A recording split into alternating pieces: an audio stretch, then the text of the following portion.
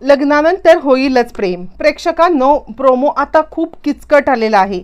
या प्रोमोमध्ये इतकी गुंतागुंत वाढलेली आहे की आपल्याला आता मात्र कळतच नाहीये की नक्की आता काय झालंय. पण शेवटचा आता मात्र निर्णायक एक हे ठरलेलं आहे आणि त्या निर्णायक क्षणाला नंदिनीचं बाळ सुखरूप आहे. इतकंच नाही तर अजून एक मोठी न्यूज मिळाले आणि ते म्हणजे अपघाताचं महाभयंकर सत्य कळालंय.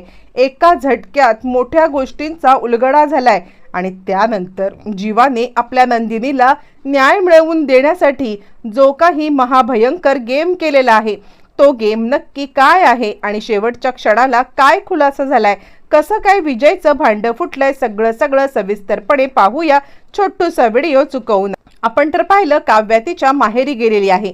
माहेरी गेल्यावरती इकडे आता विचार करायला लागते मानिनी की देवा या दोघींनाही सुखरूप ठेव, पण नंदिनीचा अजून कॉल का नाही आला. म्हणून आता ती खूपच अस्वस्थ आहे आणि कंटिन्युअसली नंदिनीला कॉल करते. बरं तोपर्यंत जीवा आता इकडे सांगतोय काही काळजी करू नकोस नंदिनी, पुन्हा आता 7 महिन्याने आपल्याला इथेच यायचं आहे आणि एकदा का इकडे आलो ना की मग आपल्या बेबीला घेतल्याशिवाय म्हणजे मुलीला घेतल्याशिवाय इथून जायचंच नाहीये. आणि मग तो आता नंदिनीसाठी कॉफी आणण्यासाठी चाललेला आहे आणि डिस्चार्जची सगळी आता प्रोसिजर पूर्ण करण्यासाठी तो निघालाय. बरं तोपर्यंत इकडे आता नंदिनी थोडा आराम करते. पण त्याच वेळेला आपण तर प्रोमोमध्ये पाहिलेलं आहे की एक छोटं बाळ तिकडे म्हणजे एक छोटा मुलगा आलाय आणि तिकडे काही औषधांच्या बाटल्या ठेवलेल्या आहेत. आता हे औषध छोटा तो मुलगा पिऊ नये या कारणासाठी मात्र आता नंदिनी तिकडे धावत पळत त्याला वाचवण्यासाठी चालले. नंदिनी त्याला बोलण्याचा प्रयत्न करतेय की बाळा थांब, पण आता ते बाळ काही थांबायला तयार नाहीये आणि त्यामुळे नंदिनी त्याला आता थांबवण्यासाठी स्वतः उठती आहे. आणि हेच सगळ्या गडबडीमध्ये आता बाळाकडून एक बॉटल खाली पडल्यावरती त्याच्यामध्ये आता सगळं लिक्विड खाली सांडले आणि त्यानंतर मग आता नंदिनी त्याला थांबवण्यासाठी आता पुढे चाललेली आहे. पण ज्या वेळेला त्याला आता थांबवण्यासाठी ती पुढे चालले पण त्याच वेळेला अचानकपणे तिला आता धावत पळत जाण्याचा एक गैरफायदा होतो आणि ते म्हणजे तिचा आता घसरलेला आहे तो म्हणजे त्या बाळाने सांडवलेल्या लिक्विडवरती पाय घसरल्यामुळे ती आता खाली पडणार आणि त्या बाळाच्या हातामधली बॉटल ती खाली ढकलते. पण या सगळ्याचा परिणाम असा होतो की नंदिनी आता मात्र खाली पडणारच असते. पण तेवढ्यातच ती आता आपलं हात सावरते आणि पोट आपलं वाचवते. नंदिनीचे हात आता खाली आणि आता पाय आणि तिचं पोट बरोबर रीतीने वाचलेलं आहे. त्याच वेळेला जीवा तिकडे आलेला आहे आणि नंदिनी काय झालंय असं म्हणत जीवाने नंदिनीला आवाज दिलाय. बरं तो जीवा नंदिनीला बेडवरती झोपवून डॉक्टरांना बोलवायला गेलाय. डॉक्टर आता नंदिनीला चेक करतात आणि त्यानंतर डॉक्टर सांगतात हे बघा प्रत्येक वेळेला असा आता चमत्कार होऊ शकत नाहीये. काल सुद्धा तुम्हाला कारची मोठी धडक बसली आणि तरी सुद्धा तुम्ही आता सुखरूप आहात. पण याचा अर्थ असा नाहीये की प्रत्येक वेळेला ही गोष्ट घडेल. म्हणजे आता तुम्ही या सगळ्यामध्ये जरा तरी विचार करा. अशी धडपड करून तुम्हाला चालणार आहे का. आणि त्यावरती जीवा म्हणतो खरंच आहे, म्हणजे हे सगळं जे काही चाललंय ना हे मला अजिबात पटलेलं नाहीये. असं म्हटल्यावरती नंदिनी म्हणते सॉरी, खरं तर त्या बाळाला आता तिकडे ते लिक्विड तो पिणार आणि त्याला काहीतरी झालं असतं म्हणूनच मी आता विचार केला की मी तिकडे जाऊन त्याला थांबवते. असं म्हटल्यावरती जीवा म्हणतो हो, पण आपली तब्येत बघायची, आपला जीव आधी सांभाळायचा आणि त्यानंतर मग आता बाकी काय आहे ते. पण नंदिनी मात्र या सगळ्यामध्ये जीवाला आता सांगायला लागते ठीक आहे, पण आता त्या बाळाचा जीव सुद्धा वाचणं गरजेचंच होतं. आणि त्यानंतर डॉक्टर आता सांगायला लागतात हे बघा म्हणजे काय माहितीये का खूपच आता दगदग झालेली आहे तर आपण बेसिक चेकअप करून घेऊया. काही झालं तरी सुद्धा लवकरात लवकर आता सगळ्या गोष्टी क्लिअर झालेल्या बऱ्या. म्हणजे यापुढे तुम्हाला काळजी घ्यायला मला असं वाटते की यापुढे जरा बेड रेस्ट घेतली तर बरं होईल. यावरती जीवा देवाचे आभार मानतो आणि कित्येक वेळेला तू आमच्या मदतीला धावून आलेस, प्रत्येक वेळेला आम्हाला सपोर्ट करत आहेस, खरंच तुझे जितके आभार मानू तितके कमी आहेत असं आता जीवा म्हणत आहे. बरं हे सगळं झाल्यावरती नंदिनी सांगते एक काम करा, तुम्ही आता आईंना फोन करा आणि आईंना फोन करून आता इकडे सांगा त्या खूप काळजी करत असतील. असं म्हटल्यावरती मग आता लगेच जीवा इकडे मानिनीला फोन करायला आणि जीवा आता मानिनीला फोन करण्यासाठी ज्या वेळेला निघून गेलेला आहे आणि त्याच वेळेला मानिनी सांगते काय रे मेल्या कुठे राहायला होतास तू, म्हणजे आता तुला इकडे किती वेळा कॉल केले आणि नंदिनी पण कॉल उचलत नाही. आणि त्यावरती जीवा सांगायला लागतो आई तू पॅनिक होऊ नकोस, पण मी जे काही सांगतोय ते आता ऐकून घे. आणि त्यावरती मग ती सांगायला लागते काय ऐकायचं आहे. यावरती तो म्हणतो असा असा प्रकार घडला होता. आणि त्यावरती खरंच आता ती खूपच पॅनिक होते. आणि पॅनिक झाल्यावरती मग आता जीवा तिला सांगायला लागतो काय करतेस तू. अगं नंदिनी सुखरूप आहे, डॉक्टरांनी सांगितले की नंदिनीला काहीच झालेलं नाहीये, पण मला वेगळाच संशय आहे. मला आता एकच संशय येतोय की हे कुणीतरी मुद्दाम घडवून आणलं असेल का.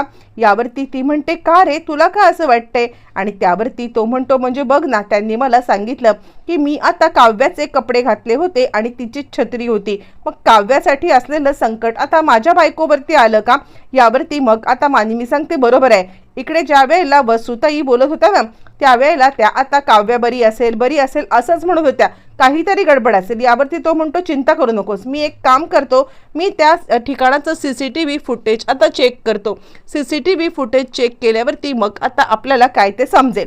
असं म्हटल्यावरती तो आता निघालेला आहे. तो इकडे आता जीवा त्या ठिकाणी गेलेला आहे आणि तिथलं आता CCTV फुटेज बघण्याचा प्रयत्न करतोय. जीवा ज्या वेळेला CCTV फुटेज बघण्याचा प्रयत्न करतोय आणि त्यावेळेला जे महाभयंकर सत्य आता जीवासमोर आले ते सत्य मात्र आता खूपच भयंकर आहे. आता इकडे तोपर्यंत जीवा आता कारमधून पळून जाणाऱ्या विक्रमला पाहतो आणि त्यानंतर विजय आता पाहिल्यावरती त्याला आता खूपच मोठा धक्का असलेला आहे. विजय तिकडून पळत आहे आणि त्याच वेळेला जीवाने बरोबर रीतीने त्याला आता कॅप्चर केलंय.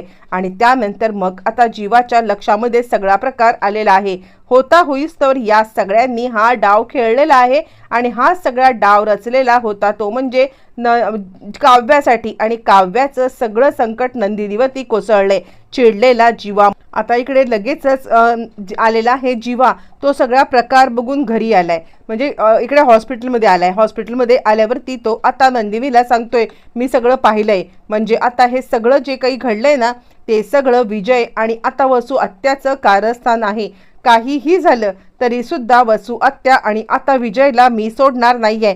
मी येता येता पोलीस कंप्लेंटच करून आलेलो आहे. असं तो आता बोलायला लागतो की मी या सगळ्यामध्ये कितीही काही झालं तरी आपल्या बाळाला काही होऊ देणार नाहीये.